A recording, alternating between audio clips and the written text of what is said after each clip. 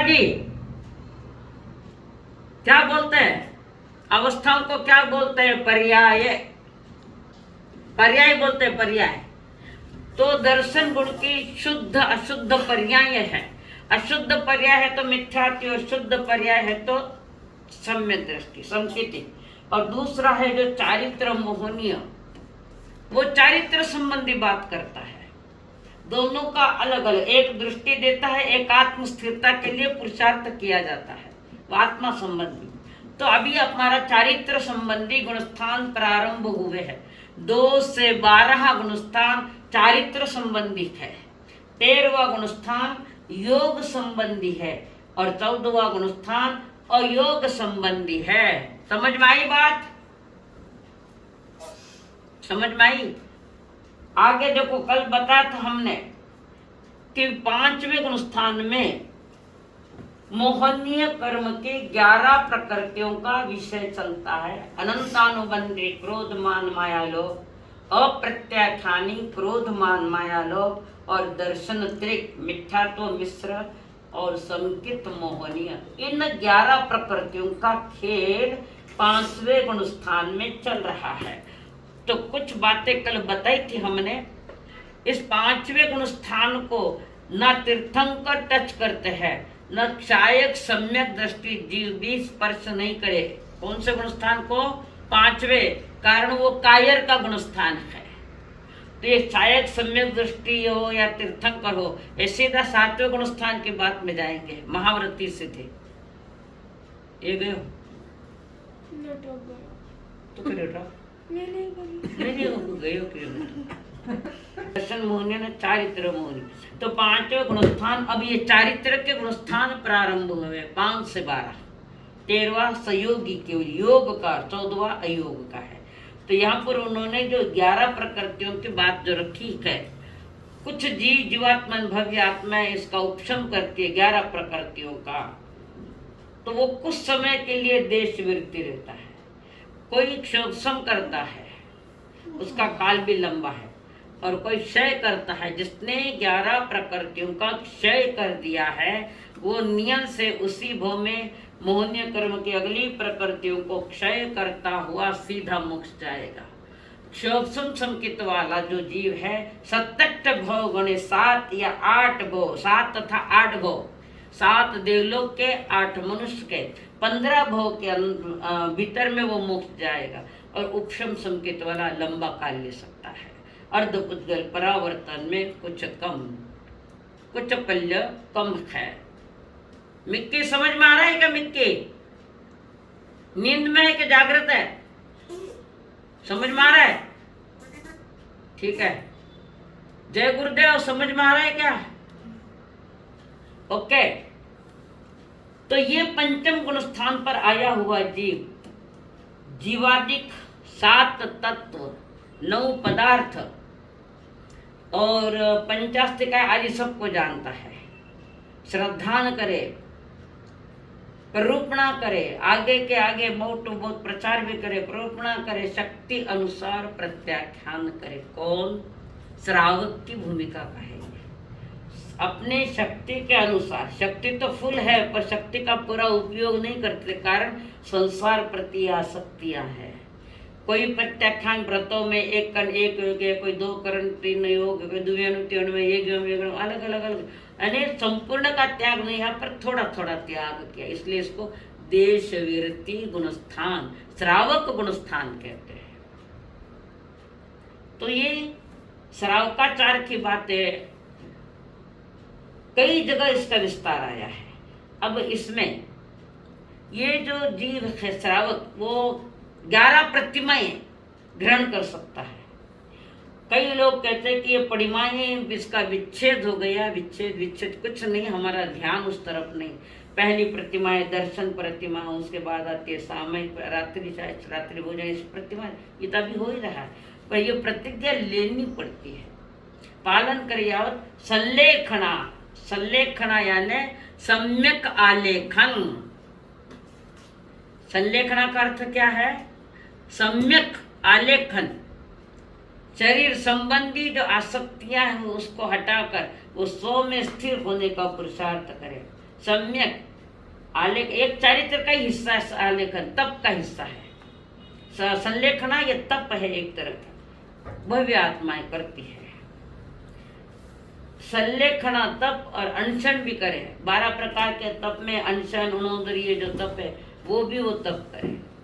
उसके साथ अंतरंग तप भी करे, प्रायश्चित, विनय, व्यय, ध्यान, स्वाध्याय, कायोत्सर्ग आदि जो कुछ है वे भी कर सकते हैं, पर वो सम्यक दृष्टि होना चाहिए। अभी हम लोग करें तो भी हम मोक्ष मार्गी नहीं है, कारण हमारा व्यवहार सम्यक दर्शन भी बिगड़ा हुआ है। तो निश्चय सम्यकत्व की बात क्या करो। एक बात ध्यान रखो, जिसके पास निश्चय सम्यक दर्शन है उसके पास नियम से व्यवहार सम्यक दर्शन होगा, नियम से। और जिसके पास व्यवहार सम्यक दर्शन है उसके पास निश्चय सम्यक दर्शन होगा भी और नहीं भी, कोई गारंटी नहीं है। पर वर्तमान में तो हमारा व्यवहार सम्यक दर्शन भी शुभ नहीं कह दिए पर्यंत गुरु निग्रंथ दया में धर्म, ये 3 बातें हमारे पास पूर्ण नहीं है। इसलिए हम क्रिया भी करते हैं, भले कुछ समय के लिए अरिहंत तो महादेव बोल देते हैं, बाकी परिणामों से वो विषय आया ही नहीं है, कहीं न कोई दोष लग रहा है। तो इसलिए व्यवहार सम्यकत्व में भी गड़बड़ियां हैं। अभवी जीव भी दीक्षा लेता है तो उसके पास भी व्यवहार सम्यक दर्शन उत्कृष्ट होता है, व्यवहार निश्चित होता ही नहीं है, पर व्यवहार सम्यक दर्शन तभी उसके पास उत्कृष्ट होता है। परंतु अभी हमारी तो अब क्या बोले, अपनी समझ है दुर्दशा कितनी है हमारी, आप हो चाहे हमको। तो यहाँ पर ज्ञानी जन फरमाए, कल बहुत सी बातें हुई थी। अभी बाह्य, हाँ ठेठ नीचे आयु में लास्ट पैराग्राफ 101 का, बाह्य में बुद्धि पूर्वक अणुव्रत, अणु यानी छोटे छोटे छोटे व्रत ग्रहण करता है। 1 व्रतधारी जाओ 12 व्रतधारी, और अंतरंग में सम्यक दर्शन पूर्वक। अब ये मोक्ष मार्गी जीव है, ये बाहर की बात, बाहर का व्यवहार की बात नहीं, निश्चय की बात चल रही है। बाह्य में बुद्धि पूर्वक अणुव्रत ग्रहण करें। जो एक बात है, बाह्य में जो क्रिया हो रही है बाह्य में, वो तो है परहेज पालने की है। इतने से मोक्ष, बाह्य क्रिया से मोक्ष नहीं, वो नहीं होता, वो परहेज पाल रहा है व्रत लेकर। सिक्योरिटी बाउंड्री, अपन वॉल लगाए, सिक्योरिटी वॉल लगाते हो, वैसे वॉल लगाई अपने लिए, सिक्योरिटी वॉल आत्मा के लिए। तो बाहर में जो भी प्रतिक्रिया होगी वो क्रियाएं परहेज है, और अंतरंग में जो क्रिया होगी आत्मा में क्या क्रिया होगी, एक तो मिथ्या तो नहीं है, दूसरी बात चारित्र में जो राग द्वेष इसमें कटौती कर रहा है, वो अप्रत्यक्षानी के बाद प्रत्याख्यानी, इसमें कटौतियां आ रही, कम होता जा रहा है राग द्वेष आत्मा का, उसको हम चारित्र कहते हैं। चयरिते इति चारित्रम, चयरिते जो आत्मा में मोहनीय कर्म की जो प्रकृतियां पड़ी है उन प्रकृतियों को कमजोर करने का और आगे जाकर मिटाने का प्रसाद करती है वो भव्य आत्मा। तो अंतरंग में निश्चय है आत्मा के साथ, और बाहर में परहेज है वो व्रत के साथ। एक बात ध्यान रखना, कभी भी धर्म मोक्ष मार्ग का धर्म होता तो बाह्य लक्ष्य में नहीं, वो आत्म लक्ष्य होता है। मोहनीय कर्म को हटाने के लिए जो चारित्र धर्म है वो आत्म लक्ष्य से होता है। मोक्ष मार्ग का धर्म ही आत्म लक्ष्य, सिर्फ बाहर की क्रिया से नहीं होता है। और बाहर की क्रियाएं भी आपके 99 अत्याचार में कितने अत्याचार लग रहे हैं, नहीं लग रहे मिक्की? व्रतों में दोष लग रहे कि नहीं लग रहे? नहीं लगते तो प्रतिक्रमण करने का विषय ही नहीं आता है। पाप दोष लागा हो तो लग रहा है, और फिर बोलते क्या है, लगा हो तो नहीं लगता है। सोनू, जय गुरुदेव, जय गुरुदेव। लगता है, व्रतों में भी लगता है, महाव्रतों में भी लग रहा है। और फिर प्रतिक्रमण करते क्या, जो कोई पाप दोष लागा हो तो पक्षी संबंधी में लगा लग रहा है। जो जो पाप लगा है उसकी मैं आलोचना करता हूँ। लगा हो तो नहीं, डाउटफुल नहीं, लगता ठीक है। अगर नहीं लगता तो दोबारा प्रतिक्रमण करने की आवश्यकता ही नहीं। समझ में आ रही है बात?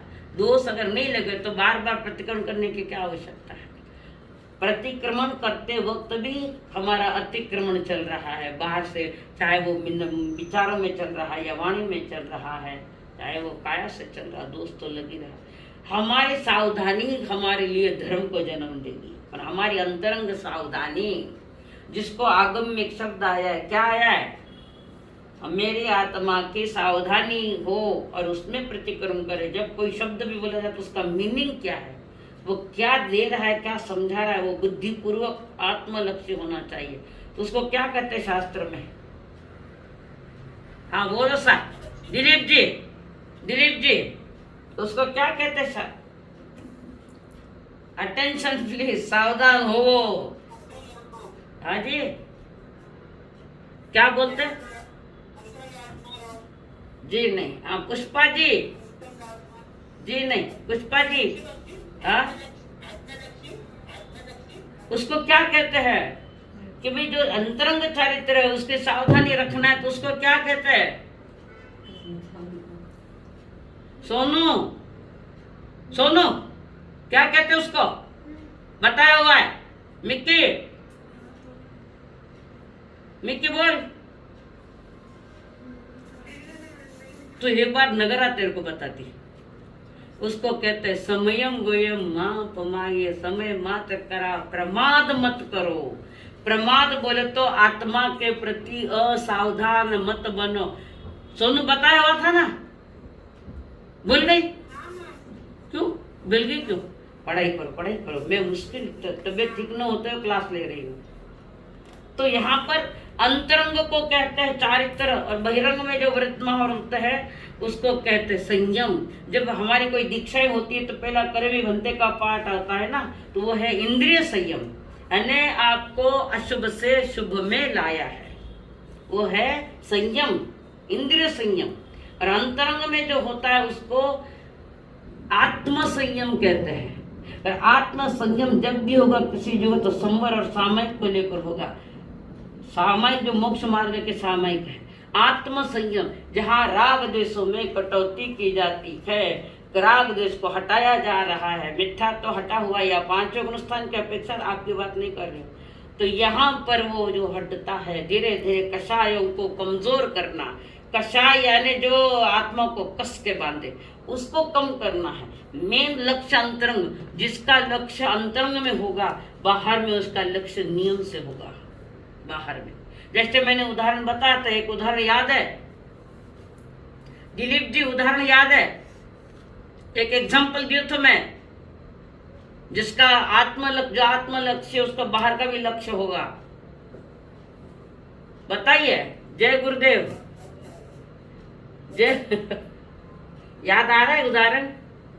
रजोहरण, गुरु ने रजोहरण दिया है तो हम क्या कहते हैं कि बाहर के जीव रक्षा के लिए दिया है, ये तो ऊपर की बात है।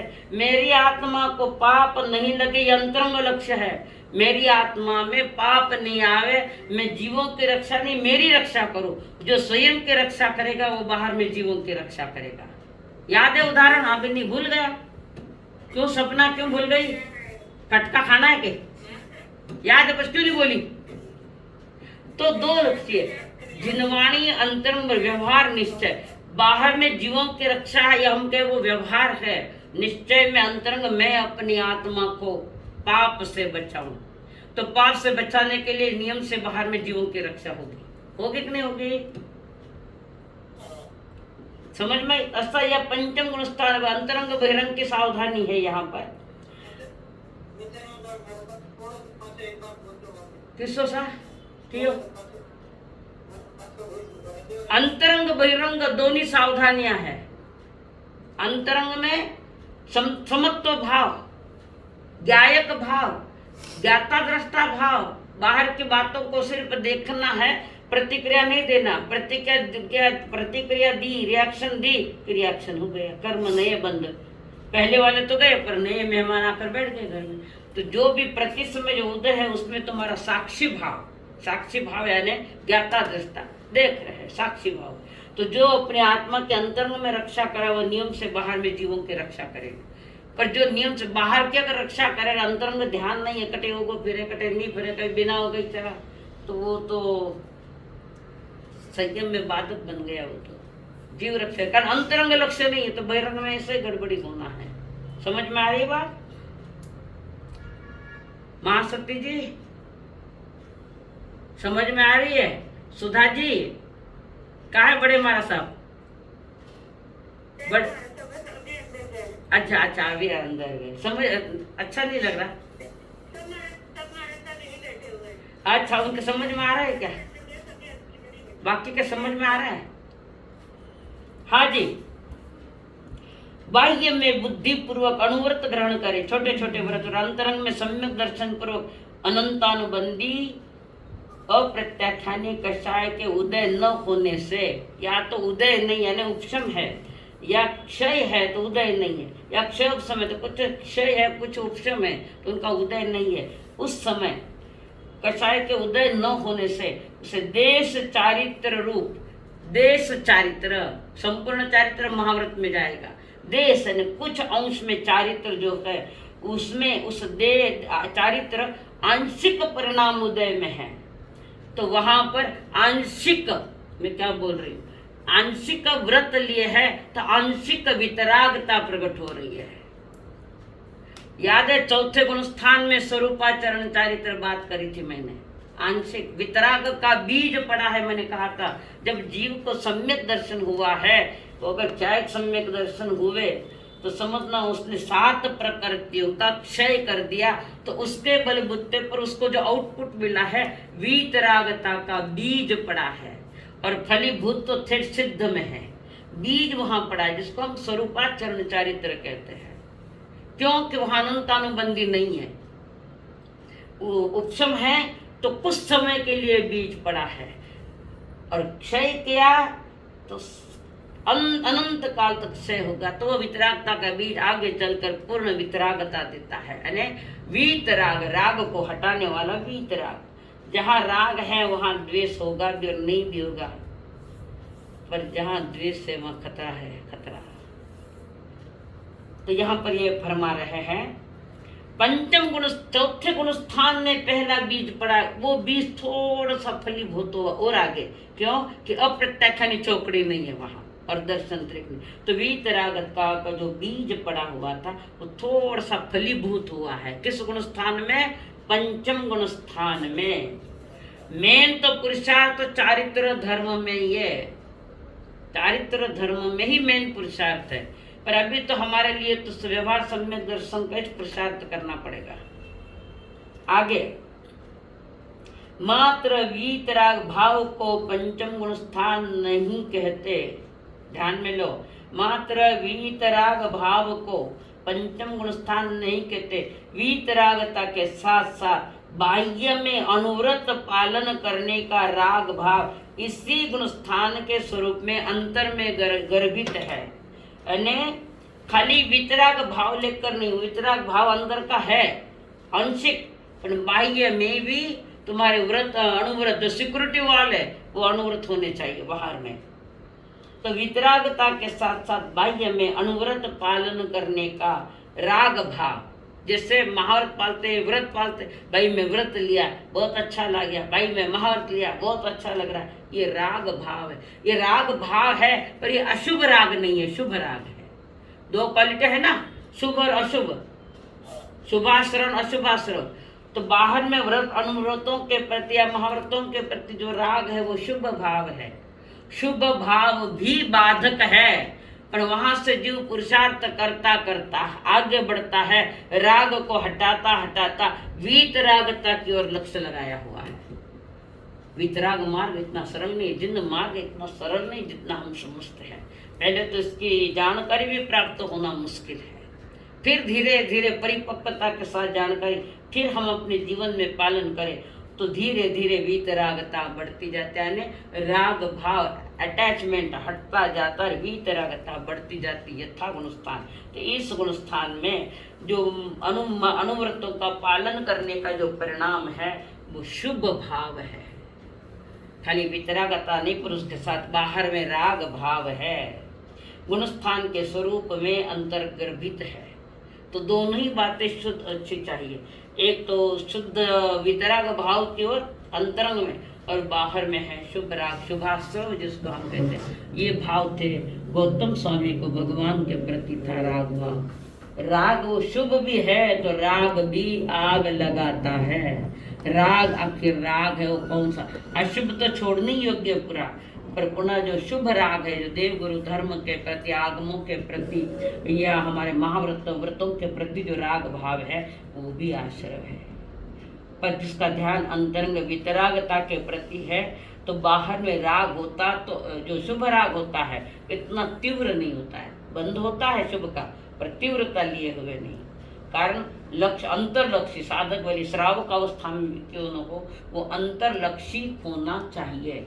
बाहर में भी ध्यान, अंतरंग में भी। जैसे हमारे यहाँ साधु के लिए एक उपमा दी गई, याद है आपको? मैं पूछा था पीछे एक बार, उपमा दी थी। भारड़ पंखी नाम आया कि यार? दो मुंह होते हैं, एक मुंह से खाता है, एक मुंह से ध्यान रखता है। कोई दुश्मन तो नहीं आया, कोई प्राणी हिंसक प्राणी पकड़ने के लिए तो नहीं आया। याद है एक गीत में ना, भारड़ पंखी जेवा, ऐसे साधु के भारड़ पंखी की उपमा दी है। अंत बहिर में भी ध्यान रख रहा है और अंतरंग में स्थिरता, दो क्रियाएं साथ चल रही है उसकी, इसलिए साधु को भी भारड़ पंखी कहते हैं। तो इस पंचम गुण स्थान में अभी यहाँ पर एक प्रश्न है, देखो नीचे लिखा है, कोई मनुष्य अनुव्रतों को ग्रहण करे और दो कषाय चौकड़ी यानी अनंतानुबंधी और अप्रत्याख्यानी, एक चौकड़ी के उदय में पांचवा गुण स्थान होवे नहीं। किसके उदय में? अनंतानुबंधी और अप्रत्याख्यानी चौकड़ी के उदय में पंचम गुण स्थान हुए नहीं। कारण ये तो अनंत संसार का कारण है। अप्रत्याख्यानी समझो थोड़ा सीमित किया है, पर इसमें जो में ये पांचवा गुण स्थान नहीं होवे, पांचवा गुण स्थान नहीं होगा। कारण मात्र अनुव्रतों के ग्रहण करने में राग परिणाम को, शुभ राग परिणाम को देश वृत्ति गुण स्थान नहीं कहते। किसको? अनुव्रत ग्रहण करने में जो राग भाव है उसको देश विरत गुण स्थान नहीं कहते। दो कषाय चौकड़ी के उदय न होने से और वीतरागता रूप सच्चा धर्म जब व्यक्त होता है, देखो ये कब आता है?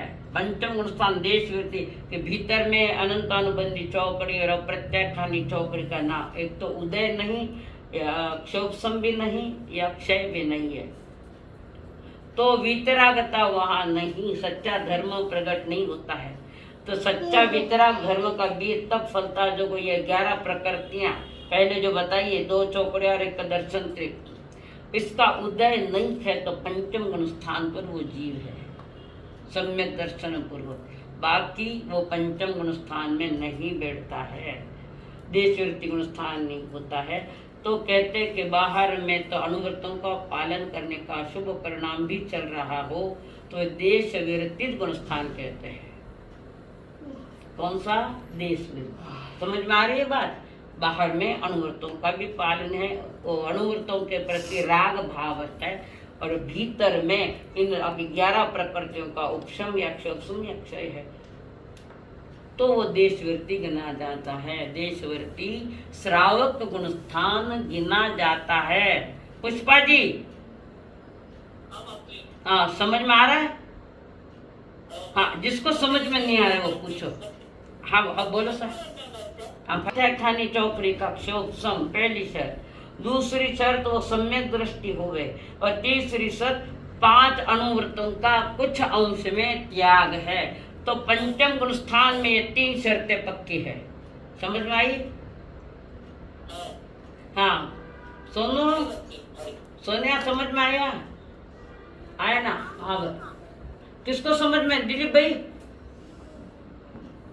तो यहाँ पर इस पंचम गुण स्थान की 3 शर्त है। अप्रत्याख्यानी चौकड़ी का क्षोभसम यानी प्रत्याख्यानी चौकड़ी में आ गया, पूरा नहीं आया, कुछ आया है और कुछ का ही त्याग है। एक तो वो शर्त कि अप्रत्याख्यानी चौकड़ी का क्षोभसम हो, दूसरी बात सम्यक दृष्टि हो, तीसरी बात छोटे छोटे व्रत लिए 5 अनुव्रत, ये 3 की शर्त है इस 5वें गुण स्थान में। समझ में आया?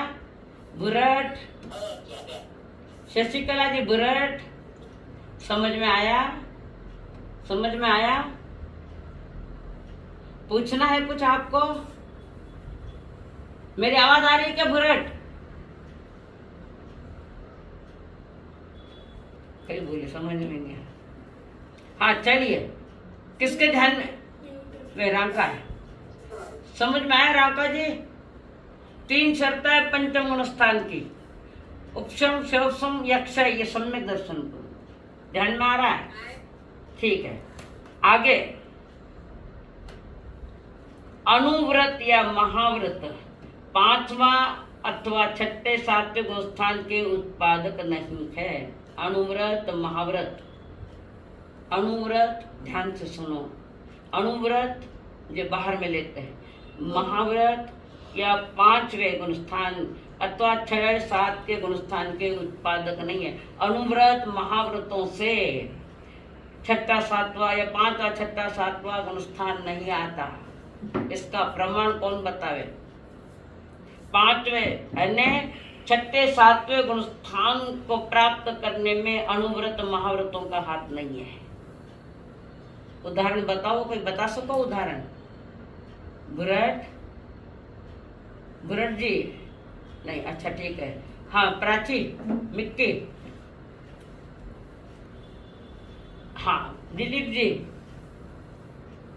सोनू, कविता मेहता, ले, हाँ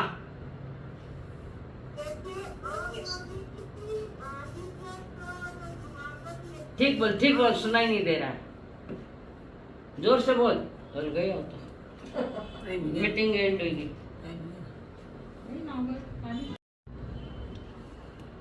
हाँ देखिए, यहाँ ये प्रश्न है, अनुव्रत या महाव्रत या 5वां गुण स्थान या 6ठे 7वें गुण स्थान के उत्पादक नहीं है। अनुव्रत महाव्रतों से 6ठा 7वां को 5वां 6ठा 7वां गुण स्थान नहीं आता है। 5वां 6ठा 7वां गुण स्थान तब आता है, कब आता है दिलीप जी? कब आता है?